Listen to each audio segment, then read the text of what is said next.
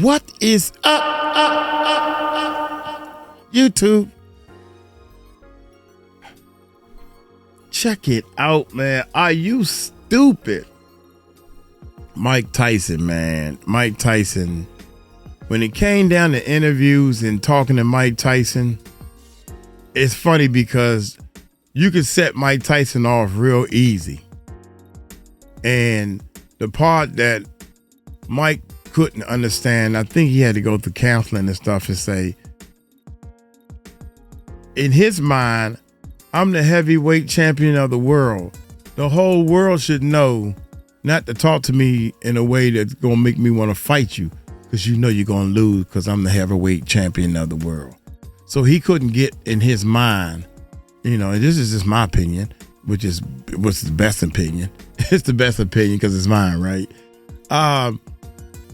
He couldn't understand that there's another way that you can fight somebody and lose without fighting a person physically.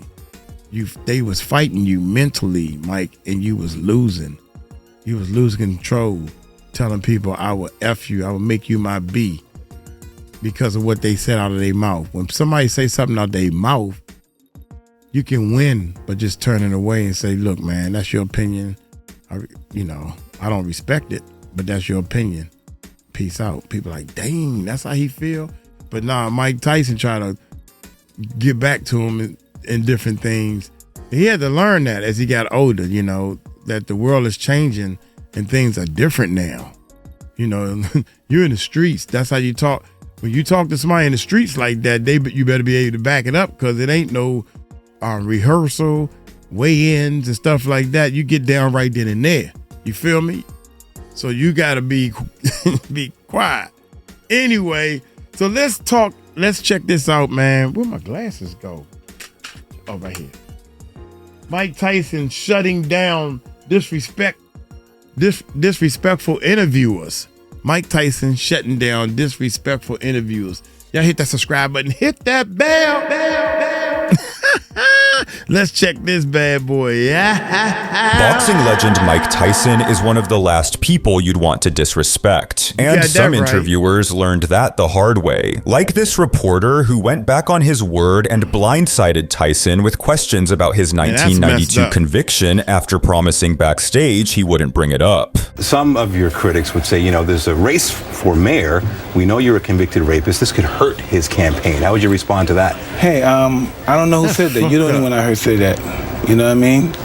And I don't have no comment to that, because it's negative and you're being negative. And I met the mayor, right, and nothing they can do about it. That's when Tyson's manager jumped in to save the interview. But it was too late. Tyson was furious, and there was no stopping him now. Mike spent quite a bit of time yesterday talking about his life, highs and lows. It's so interesting because you come across like a nice guy, but you're really a piece of Hey, with that comment. Come on. That was a piece of That was a piece of we're doing live TV now. I don't care. What are you going to do about it? All right. Realizing he'd made a huge mistake, the reporter scrambled to steer the conversation back. I don't care what you going to do about it. What you going to do about it? Hit me? What you going to do about it? He mad. Tyson is mad at this dude. I'm talking about he real mad at him. And Tyson ain't going to let it go. He ain't going to let it go, especially after you said you wasn't going to talk about it. We talked about this before we do the interview. If I known you was going to ask me that question, I wouldn't have came on here. Tyson pissed off at him. I don't blame you, cuz. That was a piece of we're doing live TV now. I don't care. What are you going to do about it? Yeah, we're doing live TV. Realizing he'd made a huge mistake, the reporter scrambled to steer the conversation back to Tyson's one-man show, the whole reason for the interview. But Tyson refused to let it go. You got a show that you're doing tonight. We are. A lot of people are where it comes raw and it's the real truth. Yeah, a lot of people are going to be there to see your show. Just tell us a bit about it. Is it nerve-wracking for you to do something like this, or is it more nervous for you to box? How does it compare? I don't know. It's more nerve-wracking for me here talking to a rat piece of like you. Come on, Mike. No, because you're a piece. All right. You really have to. We're gonna wrap up this interview. Thank you for coming in. I can tell the way he was looking at him. Oh my God. Wait a minute, Mike. Mike couldn't even get past. They try to move on. Even the manager was, yeah, he's doing a show tonight. Yeah, let's hurry. Let's try to move around. Mike, you from the streets. You tried to, dude. We said don't talk about it, and now you trying to keep moving after you don't. Man, forget you, cuz. You's a rap piece of Oh my God. Oh my God. To a rap piece like you. Come on, Mike. Come on, Mike. Wait, man. You got a show that you're doing tonight. Wait a minute, right here. Well, look at how Mike Tyson looking at him though. Come on. That was a piece. That was a piece. You know, we're doing live TV now. I don't care. What are you gonna do about it? All right. Realizing he'd made a huge mistake, the reporter scrambled to steer the conversation back to Tyson's one-man show, the whole reason for the interview. But Tyson refused to let it go. You got a show that you're doing tonight. We are. You know, a lot of people are where it comes raw and it's the real truth. Yeah, a lot of people are going to be there to see your show. Just tell us a bit about it. Is it nerve-wracking for you to do something like this, or is it more nervous for you to box? How does it compare? I don't know. It's more nerve-wracking for me here talking to a rap piece like you. Come on, Mike. No, because you're a piece. All right. You really have to. We're gonna wrap up this interview. Thank you for coming in. Things got even more heated in this next interview, as Tyson's frustration boiled over when asked about his upcoming fight, with his profanity forcing the segment to be cut short. Mike, Francois both a 6-1 underdog. Are there any concerns on your part? I don't know anything about that. I don't know nothing about numbers. I just know what I can do. How about kill this mother? Okay. How about the 19 months off? What about it? What about it? Does it pose any problem to you? We'll see. I doubt it seriously. You take into the ring a lot of rage. Does that work for you, or does it work against you at times? Well, it. It's a fight, so whatever happens, happens. Mike, why do you have to talk like that? Well, I'm talking to you the way I want to talk to you. Do you have a problem? Turn off your station. You know what? I think we'll end the discussion right now. Then we could. You got it. Have a nice fight, Mike. Off.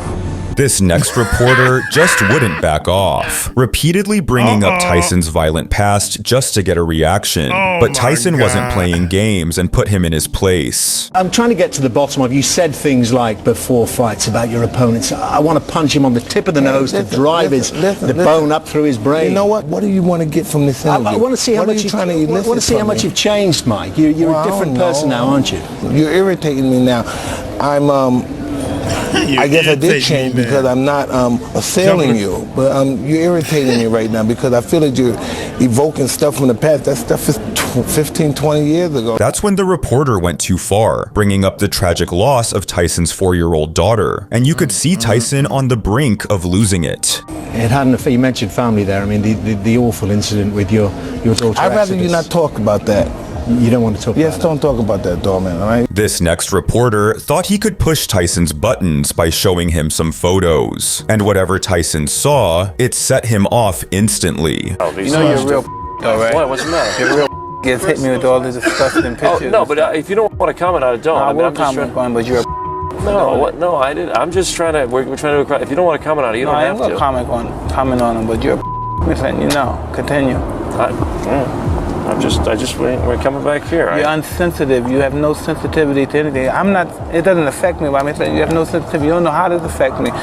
No, I'm sorry. I didn't mean to offend you. It's just that your life is the point I was making, Mike, and I'm going to ask you about it. All right, and I give you my opinion, what I think about you. But Tyson wasn't done yet. In this next interview, and I'm giving you my opinion of what I think about you. You a piece of for doing this.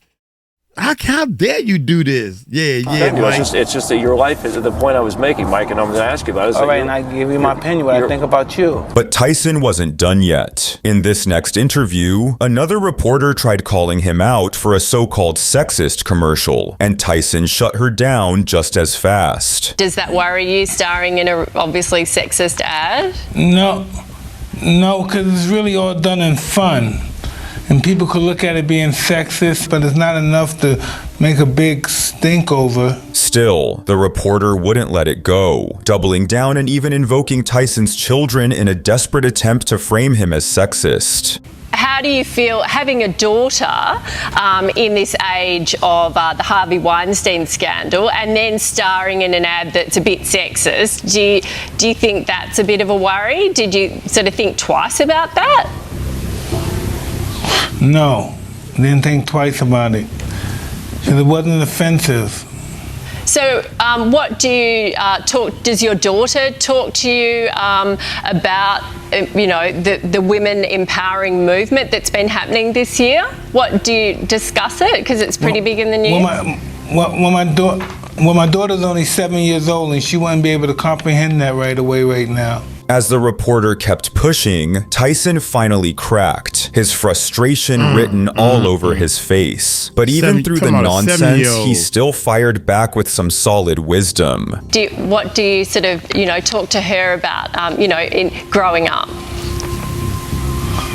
Well, I talked to her basically about discipline and learning to handle disappointments. Because she can't win them all, I have to explain that to her. Anytime you want to be the best at anything in the world, there's always going to be some disappointments. And I'm trying to convey that to her. But Tyson's interview with Joe Rogan took an awkward turn when Rogan laughed off something Tyson was clearly serious about. And Tyson didn't hesitate to call him out. When you were working out with Cordero and you were ripping to the body and throwing those hooks, I was like, this is a man who's preparing to go to combat. This is not normal getting ready to work out. That's why when I saw that video, I was like, oh. Want me to tell you something about that video? Yeah. I did that video and I was in bed for a week. That was 30 seconds and I was in bed for a week. And it's not funny because it made me realize that this is big boy, okay? Big boy. Big you was there out. It is right there. Yeah. That wasn't really cool. Tyson's temper flared again when this next reporter implied he was just a gimmick, and Tyson made sure to shut that down immediately. When in your career are you going to actually fight a contender in your weight class and not do gimmick fights? I think he just called Mike Tyson a gimmick. What did you just call me again? I didn't call you anything. What did you call me? I didn't call you anything.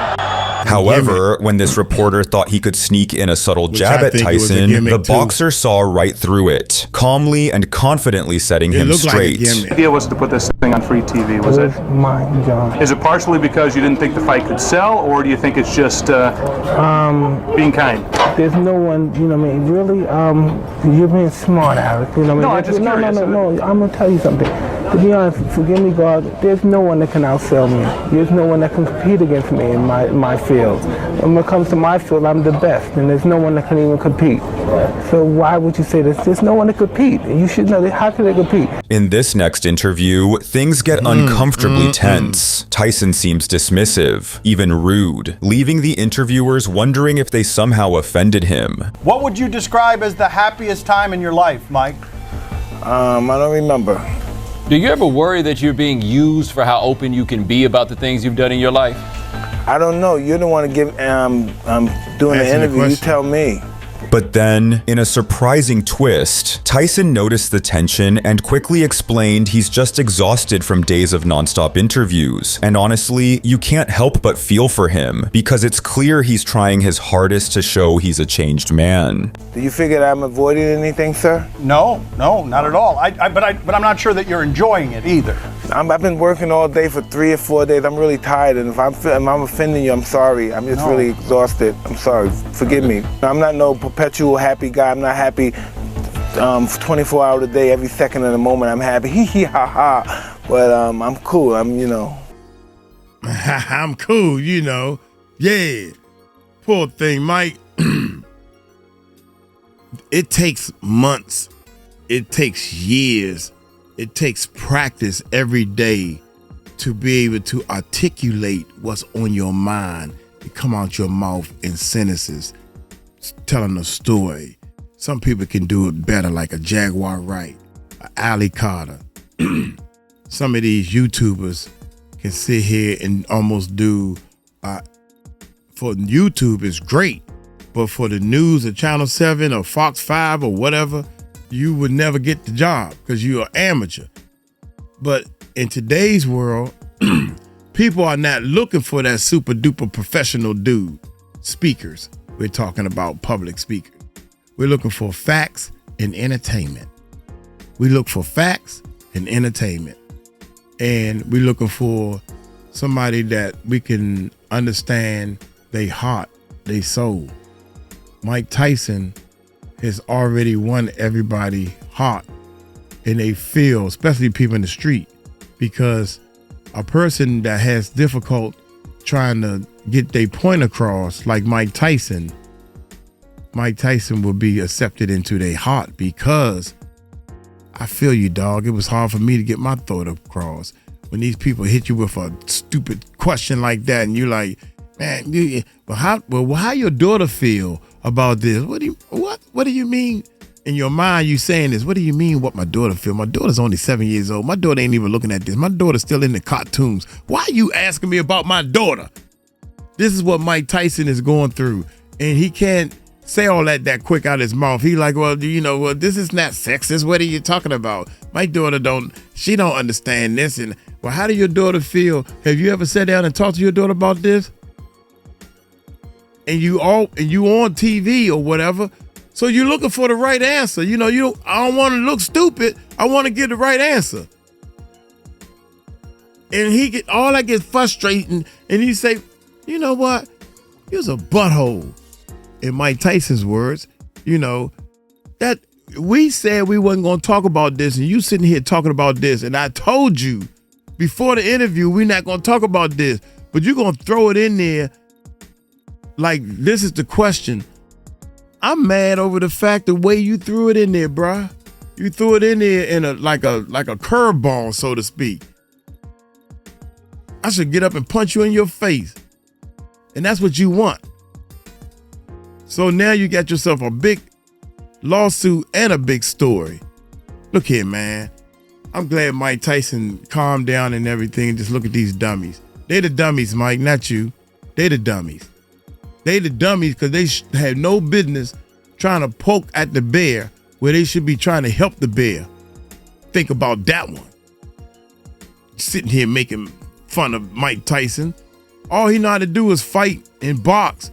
He's not a great communicator, but that don't mean he ain't got no good ass heart. He's trying to change. That's enough of a big heart for me right there. Oh my God. Y'all take it light, take it slow. Y'all tell him Uncle Mike told you so. Peace out.